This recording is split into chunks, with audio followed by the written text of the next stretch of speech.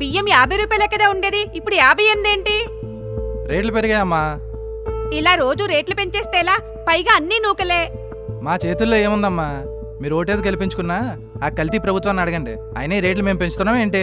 వీళ్ళకి ఓటేసి గెలిపించినందుకు నా చెప్పుతో నేను కొట్టుకోవాలి. ఎహే, తిన్నం కూర్చో. Madam current bill 2800. ముందు నెల కన్నా తక్కువే వాడాం కదా, ఇంత బిల్లు వచ్చిందేంటి?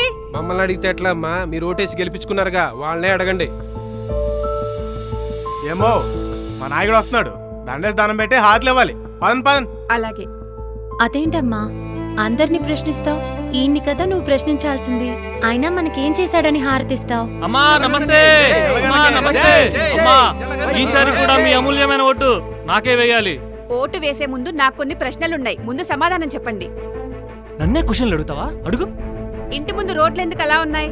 ఆ రోడ్ల వల్ల ఎంతమంది ప్రాణాలు పోతున్నాయో తెలుసా? ఇప్పుడు రోడ్డు మినిస్టర్ నేను కదమ్మా, ఆయన్ని అడగాలి.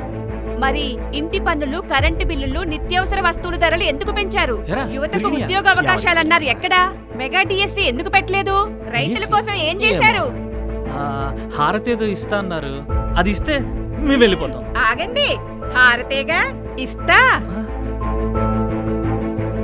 పక్క రాష్ట్రంతో పోలిస్తే మన రాష్ట్రంలో పెట్రోల్ ధరలు ఎందుకు ఎక్కువ ఉన్నాయి? గెలిచినట్టే గానీ కల్తీ మద్యం ఎందుకు పదండి, అమ్ముతున్నారు? పదండి, పదండి. చెత్తకు బిల్ ఎందుకు వేస్తున్నారు? ఆర్టీసీ టికెట్ రేట్లు ఎందుకు పెంచారు? వస్తున్నా. అమ్మా నమస్తే.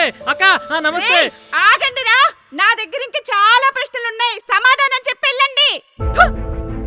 జవాబు చెప్పలేని ప్రభుత్వాన్ని కాదు, జవాబుదారీగా ఉన్న ప్రభుత్వాన్ని ఎంచుకోండి. నా ఓటు సైకిల్ గుర్తుకే.